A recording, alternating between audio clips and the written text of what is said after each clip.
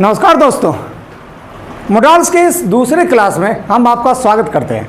और आज मोडाल्स, जैसा कि हम जानते हैं, मोडाल्स में shall, should, will, would, can, could, may, might, must और टू को मोडाल्स कहते हैं। इसकी संख्या अंग्रेजी ग्रामर में 10 अर्थात 10 है। तो आज हम जिस मोडाल्स का चर्चा करने के लिए जा रहे हैं उसका नाम है शैल और विल। ऐसा तो नहीं हो सकता है ना कि शैल की चर्चा करें और विल ना है। शैल और विल का हम चर्चा करते हैं। दो शैल विल का प्रयोग हम फ्यूचर एक्शन को बताने के लिए करते हैं। और ये फ्यूचर एक्शन का मतलब हुआ भविष्य की क्रिया, भविष्य की क्रिया या भविष्य का वाक्य, जो भविष्य की क्रिया कह सकते हैं। भविष्य की क्रिया मतलब हुआ भविष्य में बनने वाला, भविष्य की क्रिया मतलब हुआ भविष्य में बनने वाला वाक्य, यानी कि फ्यूचर सेंटेंस। फ्यूचर सेंटेंस एकदम आराम से पढ़िए दोस्त। चलिए इस बात को समझ गए कि कोई फ्यूचर, आप जानते हैं ना कि वाक्य मूल रूप से 3 प्रकार का होता है। मोहन ईमानदार है, प्रेजेंट। मोहन ईमानदार था, पास्ट। मोहन ईमानदार होगा, फ्यूचर। तो जो फ्यूचर का वाक्य है, फ्यूचर का जो सेंटेंस है, उसे बताने के लिए हम शैल और विल का प्रयोग करते हैं। बहुत सारा कंफ्यूजन है, लोगों के बीच में बहुत सारा कंफ्यूजन है। इस क्लास को आराम से पढ़िए, हम आपको वचन देते हैं। शैल विल से संबंधित कोई भी समस्या आपके मन के दरवाजे पर जीवन में कभी दस्तक नहीं देगा। कभी भी कोई कहीं पर चर्चा चलेगा शैल विल का, कोई, आप जब बूढ़े हो जाओगे, बहुत आपका कोई पोता आकर के आपको बोलेगा कि हम शैल विल पढ़ के आए हैं, तो आप बताना कि हाँ, जीके ह्यूमन शैल विल पढ़ाया था और इतना क्लियर कॉन्सेप्ट कोई नहीं पढ़ाया था। तो आइए जानते हैं शैल विल को। सबसे पहली बात कि शैल विल का प्रयोग जानने से पहले हमें जानना चाहिए कि फ्यूचर में बनने वाले वाक्य, अर्थात जो भविष्य में बनने वाले वाक्य होते हैं, वे 2 प्रकार के होते हैं। एक को कहते हैं कलर्ड फ्यूचर और एक को कहते हैं कलरलेस फ्यूचर। दोस्त, हम आपको एक बार फिर से बताते हैं, यदि आप समझ जाएं कि कलर्ड फ्यूचर किसे कहते हैं, कलर्ड फ्यूचर किसे कहते हैं, और दूसरा होता है कलरलेस फ्यूचर। कलरलेस फ्यूचर, अगर आप कलर्ड फ्यूचर किसे कहते हैं इस बात को समझ जाएं, कलरलेस फ्यूचर किसे कहते हैं अगर इस बात को समझ जाएं, तो यकीन मानिए शैल विल से संबंधित धरती पर कोई समस्या आपके पास रहेगा ही नहीं। तो जानते हैं पहले कि पहला बात कि कलर्ड फ्यूचर कहते किसे हैं।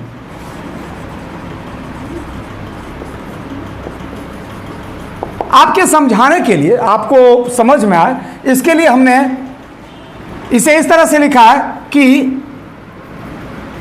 If the future action is controlled by the subject,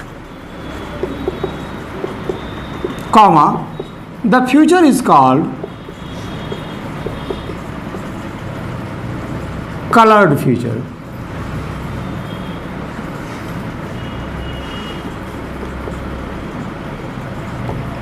और हमने कलरलेस को लिखा है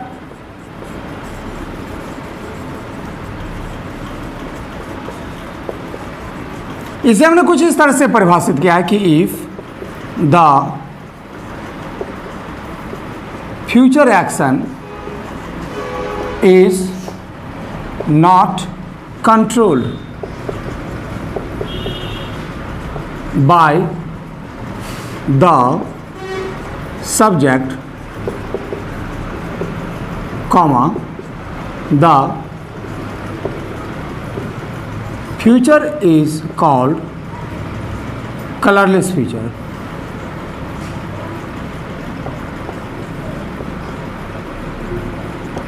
तो दोस्तों, स्पष्ट मतलब यह है कि कलर्ड फ्यूचर और कलरलेस फ्यूचर में यदि कहते हैं कि if the future action is controlled by the subject, यदि भविष्य में, if the future action, future action का मतलब हुआ भविष्य में होने वाली क्रियाएं। If the future action is controlled, यदि भविष्य में होने वाली क्रियाएं नियंत्रित की जाती है बाय द सब्जेक्ट, सब्जेक्ट के द्वारा, तो the future is called coloured future. तो ऐसे भविष्य को हम कलर्ड फ्यूचर कहते हैं। तो दूसरी तरफ कलरलेस फ्यूचर किसे कहते हैं? If the future action is not controlled, यदि भविष्य में होने वाली क्रियाएं नियंत्रित नहीं की जाती है बाय द सब्जेक्ट के द्वारा, तो the future is called colourless future. तो ऐसे फ्यूचर को हम कलरलेस फ्यूचर कहते हैं। दोस्तों, स्पष्ट रूप से आप ये समझिए कि कौन सा फ्यूचर कलर्ड है और कौन सा फ्यूचर कलरलेस है, यह निर्भर करता है भविष्य में होने वाली क्रिया पर। मतलब ये हुआ कि फ्यूचर में जितने भी वाक्य हैं, उन वाक्यों का जो क्रिया है वो दो प्रकार का होता है। कुछ ऐसी क्रियाएं होती है जो सब्जेक्ट के नियंत्रण में होता है, तो दूसरी तरफ कुछ ऐसी भी क्रियाएं होती है जो सब्जेक्ट के नियंत्रण में नहीं होता है। हम स्पष्ट रूप से आपको बताना चाहते हैं, यदि भविष्य में होने वाली क्रियाएं सब्जेक्ट के नियंत्रण में हो तो उसे हम कलर्ड फ्यूचर कहेंगे। तो दूसरी तरफ वैसी भविष्य की क्रियाएं जो सब्जेक्ट के नियंत्रण में ना हो, ऐसे वाक्य को हम कलरलेस फ्यूचर कहते हैं। जैसे उदाहरण के लिए हम आपको बताते हैं, हम कहते हैं क्या कि मैं आप लोगों को पढ़ाऊंगा। मैं चाहूंगा तो आप लोगों को पढ़ाऊंगा, मैं नहीं चाहूंगा तो नहीं पढ़ाऊंगा। मैं आप लोगों को पढ़ाऊंगा, इसमें जैसे कि इसमें एक फ्यूचर एक्शन कौन है? पढ़ाना। और सब्जेक्ट कौन है? मैं। तो पढ़ाना मेरे नियंत्रण में है कि नहीं? जी हाँ है। जैसे एक वाक्य देखते हैं, कहते हैं क्या कि सचिन, जैसे कहते हैं, हाँ इसी को देखिए, मैं आप लोगों को पढ़ाऊंगा। इस वाक्य में देखिए फ्यूचर एक्शन कौन है जी? पढ़ाना। इसको क्या बोलेंगे? Future action. क्या बोलेंगे? Future action. और सब्जेक्ट कौन हुआ? मैं। ये जो पढ़ाना है ये सब्जेक्ट के नियंत्रण में है कि नहीं है? बताइए। हाँ, मैं चाहेगा तो पढ़ाऊंगा, मैं नहीं चाहेगा तो नहीं पढ़ाएगा। यानी कि पढ़ाना मेरे नियंत्रण में है। ऐसा थोड़ी है कि हम नहीं चाहेंगे फ्री में हम पढ़ा देंगे। तो इसको हम क्या बोलेंगे? Coloured future. क्या बोलेंगे इसको? कलर्ड। और एक और वाक्य देखिए, एक दूसरा वाक्य देखते हैं। जैसे कहते हैं कि मैं अगले वर्ष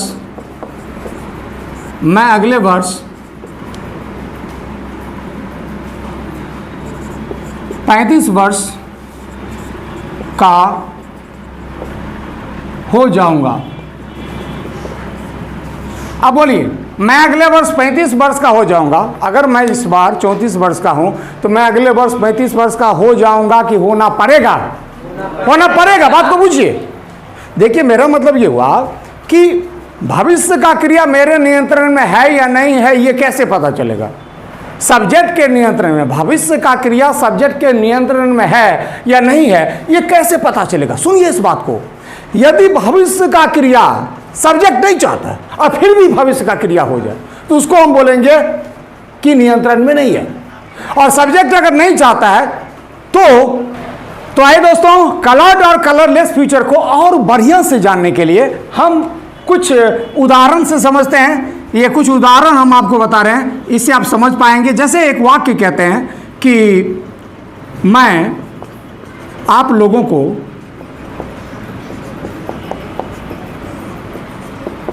अंग्रेजी पढ़ाऊंगा।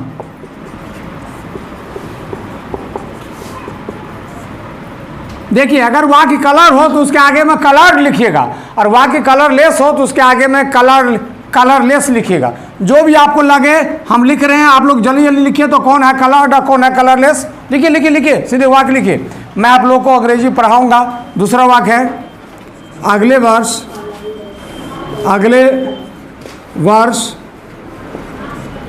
मैं 35 वर्ष का हो जाऊंगा। तीसरा वाक्य है हम लोग दिल्ली जाएंगे। हम लोग दिल्ली जाएंगे। और चौथा वाक्य, हम आखिरी वाक्य आपको दे रहे हैं कि हम लोग एक दिन मर जाएंगे। देखिए, स्टॉप राइटिंग, लिखना बंद कीजिए। पहली बात समझिए आप, पहले बुझिए कि कैसे बुझेंगे कि कलर्ड फ्यूचर है और कलरलेस फ्यूचर है। हम एक बार आपको फिर से बताना चाहते हैं, इस बात को दिमाग में लिख डालिए। कोई वाक्य कलर्ड है या कोई वाक्य कलरलेस फ्यूचर है, यह निर्भर करता है कि भविष्य का क्रिया सब्जेक्ट के नियंत्रण में है कि नहीं। हम कैसे बूझेंगे कि भविष्य का क्रिया सब्जेक्ट के नियंत्रण में है कि नहीं? देखिए, अगर मैं सब्जेक्ट हूं और मेरे द्वारा भविष्य का कोई किया जाने वाला काम है, अगर मैं नहीं चाहता हूं फिर भी काम हो जाएगा, मैं नहीं चाहता हूं फिर भी हो जाएगा, इसका मतलब वो मेरे नियंत्रण में नहीं है। इसका मतलब उसको हम बोलेंगे कलरलेस फ्यूचर। एक बार फिर समझिए, अगर मान लीजिए भविष्य का कोई काम सब्जेक्ट है, वाक्य का सब्जेक्ट है, और वाक्य में कोई भविष्य का काम है, वाक्य का जो भविष्य का काम है वो सब्जेक्ट के नहीं चाहने पर भी हो जाएगा। सब्जेक्ट नहीं चाहेगा, अब फिर भी वो हो जाएगा, उसको हम कहेंगे कलरलेस फ्यूचर। मतलब ये कलर्ड फ्यूचर किसको कहेंगे? तो अगर सब्जेक्ट चाहेगा कि नहीं ये काम भविष्य का है, सब्जेक्ट चाहेगा नहीं होगा तो काम सच में नहीं होगा, तो उसको हम बोलेंगे कलर्ड फ्यूचर। यानी कि जैसे ये वाक्य देखिएगा, मैं आप लोग को अंग्रेजी पढ़ाऊंगा, इसमें पहले देखिए भविष्य का क्रिया फ्यूचर एक्शन कौन है? अंग्रेजी पढ़ाना। क्या बोलेंगे जिसको जी? Future action. और सब्जेक्ट कौन है? मैं, इसको बोलेंगे सब्जेक्ट, इसको बोलेंगे फ्यूचर एक्शन। अब बताइए, अंग्रेजी पढ़ाना अगर मैं नहीं चाहूंगा फिर भी अंग्रेजी पढ़ाने वाला काम हो जाएगा? अगर मैं नहीं चाहूंगा तो काम नहीं होगा। इसका मतलब इसको क्या बोलेंगे? कलर्ड की कलरलेस? इसको बोलेंगे कलर्ड। क्या बोलेंगे इसको? कलर्ड। इसको देखिए, अगले वर्ष मैं 35 साल का हो जाऊंगा। क्या लगता है मनीष जी? अगले वर्ष मैं 35 साल का हो जाऊंगा, अगर ये क्या कलर्ड है कि कलरलेस है? देखिए, आप गुड, सही उत्तर है। तो किसी का देखिए क्या है कि अगले वर्ष मैं 35 वर्ष का हो जाऊंगा, मैं अगर नहीं चाहूंगा, जैसे मैं इस बार 34 साल का हूं, मैं कहता नहीं यार अगले साल मैं 35 वर्ष का नहीं होऊंगा, अरे मैं नहीं चाहूंगा फिर तो मैं नहीं होऊंगा। अगर मैं 34 साल का हूं तो अगर मैं 34 साल का हूं तो अगले साल 35 वर्ष होऊंगा कि होना पड़ेगा यार। तू अगर इस बार 15 साल का है तो अगले वर्ष में तू बोलता है अगले वर्ष में 16 साल का हो जाऊंगा। तू नहीं चाहेगा तो नहीं होगा, नहीं तू नहीं चाहेगा फिर भी होना पड़ेगा। क्या बोलेंगे? होना पड़ेगा। यानी कि ये आपके नियंत्रण में नहीं है, इसको बोलेंगे कलरलेस। क्या बोलेंगे दोस्त? कलरलेस। क्या बोलेंगे? इस बात को देखिए, हम लोग दिल्ली जाएंगे, आप बोलिए फ्यूचर एक्शन कौन है? दिल्ली जाना। इसमें फ्यूचर एक्शन कौन है जी? इसमें फ्यूचर एक्शन कौन है? दिल्ली जाना। सब्जेक्ट कौन है? हम लोग। अब बताओ, हम लोग दिल्ली जाएंगे, हम लोग नहीं चाहेंगे फिर दिल्ली चले जाएंगे? मतलब हम लोग अगर नहीं चाहेंगे तो दिल्ली नहीं जाएंगे। इसका मतलब ये हमारे नियंत्रण में है, इसको हम क्या बोलेंगे? कलर्ड। क्या बोलेंगे? कलर्ड। इस बात को देखिएगा, हम लोग एक दिन मर जाएंगे, तो क्या इसमें फ्यूचर एक्शन कौन है? मर जाना। और सब्जेक्ट कौन हो गया? हम लोग। तो बताइए, हम लोग एक दिन मर जाएंगे, अगर हम नहीं चाहेंगे तो नहीं मरेंगे? क्या हमारे नहीं चाहने से काम नहीं भी हो सकता है? नहीं, काम नहीं हो सकता है कि काम को होना पड़ेगा, काम को होना पड़ेगा। इसका मतलब ये मेरे नियंत्रण में है कि मेरे नियंत्रण के बाहर है? मेरे नियंत्रण के बाहर है। इसको क्या बोलेंगे हम? कलरलेस। तो दोस्त, हम इस निष्कर्ष पर, सुनिए बात को, हम इस निष्कर्ष पर पहुंचते हैं कि ये जो पहला वाक्य है इसमें अंग्रेजी पढ़ाना अगर हम नहीं चाहेंगे तो काम नहीं होगा, मतलब ये मेरे नियंत्रण में है, ये कलर्ड हुआ। जबकि दूसरे वाक्य में मैं 35 वर्ष का हो जाऊंगा, अगर मैं 34 वर्ष का हूं तो अगले वर्ष मैं 35 वर्ष का मेरे नहीं चाहने के बाद भी हो जाऊंगा, यानी कि 35 वर्ष का होना मेरे नियंत्रण में नहीं है, और तो ये कलरलेस फ्यूचर हुआ। फिर देखते हैं, हम लोग दिल्ली जाएंगे, अगर हम नहीं चाहेंगे तो दिल्ली हम नहीं जाएंगे, तो इसका मतलब दिल्ली जाना मेरे नियंत्रण में है, इसीलिए हम इसे कलर्ड फ्यूचर कहते हैं। और आखिरी वाक्य, हम लोग एक दिन मर जाएंगे। तो ऐसा थोड़ी है कि हम लोग नहीं चाहेंगे तो नहीं मरेंगे, हम लोग एक दिन मर जाएंगे, मरना मेरे नियंत्रण में नहीं है। मतलब इसमें जो दो वाक्य है, एक है 35 साल का हो जाना और एक है मर जाना, ये मेरे नियंत्रण में नहीं है। मतलब अगर हम नहीं चाहेंगे तो काम नहीं होगा, ऐसी बात नहीं है। इसीलिए इस दोनों वाक्य को हम कलरलेस फ्यूचर कहते हैं। तो दूसरी तरफ, मैं अंग्रेजी पढ़ाऊंगा या मैं दिल्ली जाऊंगा, अंग्रेजी पढ़ाना और दिल्ली जाना अगर हम नहीं चाहेंगे तो काम नहीं होगा। ऐसी स्थिति में ये मेरे नियंत्रण में, और ऐसे वाक्य को हम कलर्ड फ्यूचर कहते हैं। तो ठीक है दोस्तों, हम समझ चुके हैं कि किसे कहते हैं कलर्ड फ्यूचर और किसे कहते हैं कलरलेस फ्यूचर। तो आइए, अगर हम इस बात को समझ गए कि किसे कहते हैं कलर्ड फ्यूचर और किसे कहते हैं कलरलेस फ्यूचर, तो अब हमें ये जानना है कि अगर कलर्ड फ्यूचर है तो वहाँ पर हम शैल का प्रयोग करेंगे या विल का प्रयोग करेंगे। फिर अगर कलरलेस फ्यूचर है तो वहाँ पर हम शैल का प्रयोग करेंगे या विल का प्रयोग करेंगे। देखिए थोड़ा सा इसमें एक छोटा सा बात है और बहुत आसान बात है यार, बहुत आसान बात है। इस छोटे से और आसान बात को आप आसानी से समझ सकते हैं, लेकिन सुनना गौर से होगा, समझना गौर से पड़ेगा। यह है कलर्ड फ्यूचर। दोस्त अगर कलर्ड फ्यूचर होगा तो क्या बोलेंगे कि कलर्ड फ्यूचर में हम इसको ऐसे बोलेंगे कि या ऐसे बोलेंगे कलर्ड फ्यूचर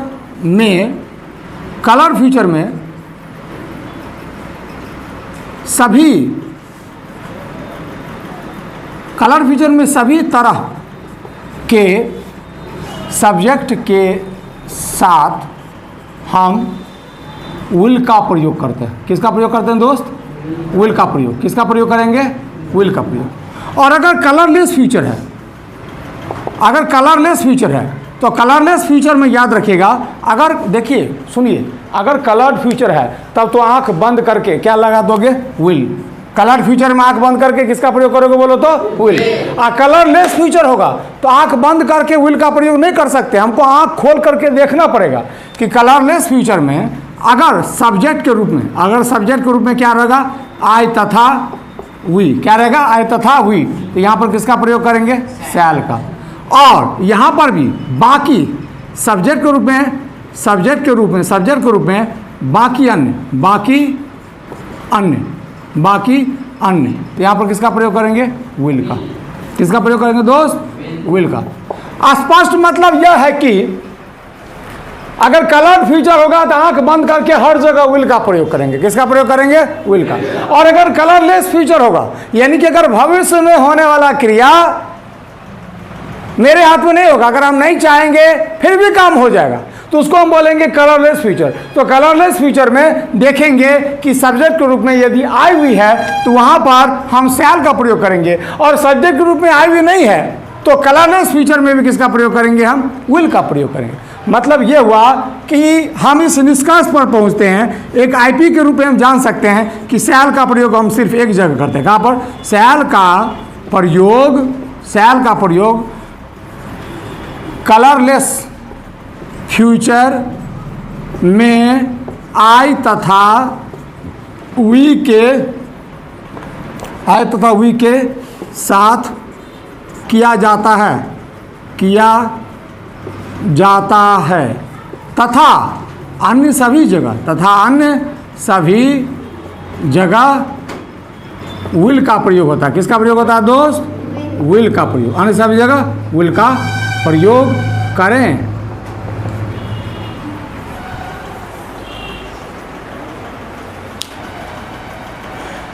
तो आइए दोस्तों, अब हम आपको कुछ वाक्य दे रहे हैं, उस वाक्य को मजे में पढ़िए, खूब मजे में पढ़िए और खूब मजे में उसको बनाइए। आपके हिसाब से उसमें शैल का प्रयोग होगा या विल का प्रयोग होगा। वैसे आपके समझदारी के लिए हम रूल भी लिख देंगे, subject plus shall oblique will plus V1।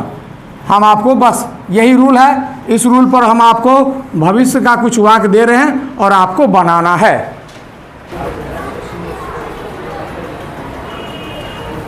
तो आइए दोस्तों, एक बार फिर से ये वाक्य हमने आपको दिया है। पहला वाक्य है मैं आप लोगों को अंग्रेजी पढ़ाऊंगा। दूसरा है अगले वर्ष मैं 35 वर्ष का हो जाऊंगा। तीसरा है हम लोग दिल्ली जाएंगे। चौथा है हम लोग एक दिन मर जाएंगे। पाँचवा रोहित क्रिकेट खेलेगा। छठा कल शनिवार होगा। सातवां मेरी तबादला दरभंगा कर दी जाएगी, तबादला मतलब ट्रांसफ़र। और आठवां और अंतिम है आप लोग एक कार खरीदेंगे। अब इसमें आपको इस सभी वाक्यों का ट्रांसलेशन बनाना है। एक बार फिर से इसका हम रूल लिख देते हैं। इसको इस रूल पर बनेगा subject plus shall oblique will plus V1।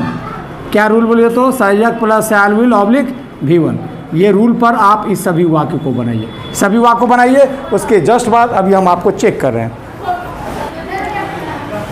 तो आइए दोस्तों, हम आशा करते हैं कि आप इसे बना लिए हैं। अगर आप नहीं बनाए हैं तो एक बार फिर से हम आपको बताते हैं, वीडियो को थोड़ा सा रोकिए और आराम से बैठ के बनाइए। और जब पूरा बना लें, गलती सही, पहले गलती बनाओ नहीं यार, गलती बना लो और उसके बाद उसके बाद फिर से आप चेक कीजिए आपने जो बनाया है वो सही बनाया गया गलत बनाया है। तो देखिए हम इसे बना रहे हैं।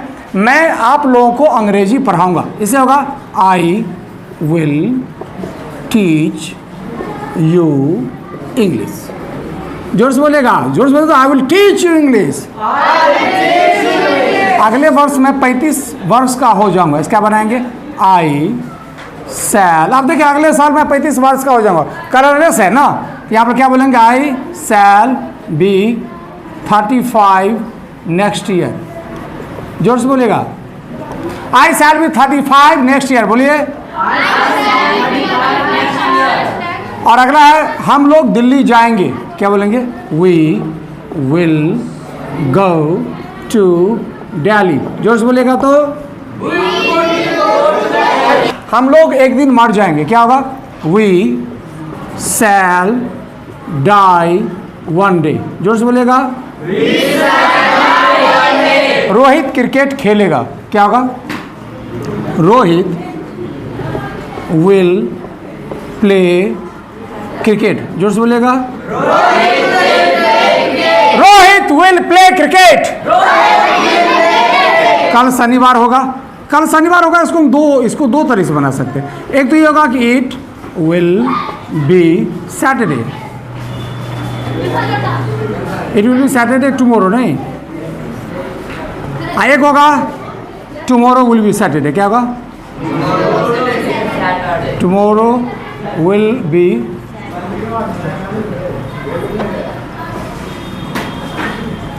सैटरडे। और अगला है मेरी तबादला दरभंगा कर दी जाएगी, क्या होगा। देखिए ये इसको यह है तो सिंपल है फ्यूचर, लेकिन पेसिव है, इसीलिए इस रूल पर यह वाक्य नहीं बनेगा। ये इसी टेंस के पैसिव में बनेगा, मेरी तबादला दरभंगा कर दी जाएगी, आई सैल। देखिए मेरी तबादला दरभंगा कर दी जाएगी, ये कलर्ड फ्यूचर है कि कलरलेस फ्यूचर है, ये कलरलेस फ्यूचर है। ऐसा थोड़े है तबादला मतलब हम, ये कोई ऊपर से होता है ना, मेरे नहीं चाहने से काम नहीं रुकेगा, ठीक है। तो ये कलरलेस फ्यूचर है, और कलरलेस फ्यूचर में सब्जेक्ट कौन है, आई है। आई के साथ किसका प्रयोग करेंगे, सैल का। I shall be transfer to Darbhanga. जो बोलेगा तो I shall be transfer to Darbhanga. हम लोग एक कार खरीदेंगे, क्या होगा, we will purchase a car. ऐसे we will purchase a car. So this is, आइए अगर शैल विल से संबंधित एक बहुत ही जबरदस्त, खास, मार्वेलस, फैंटास्टिक बात को सीखना है तो जानिए हमारे शैल विल के दूसरे वीडियो को, दूसरे पार्ट को। एक पार्ट में पूरा शैल विल नहीं हो पाएगा, तो अगले पार्ट में हम इसे देखते हैं शैल विल का कुछ खास, कुछ विशेष प्रयोग जी के ह्यूमन के शब्दों में। थैंक यू दोस्तों, जय हिंद।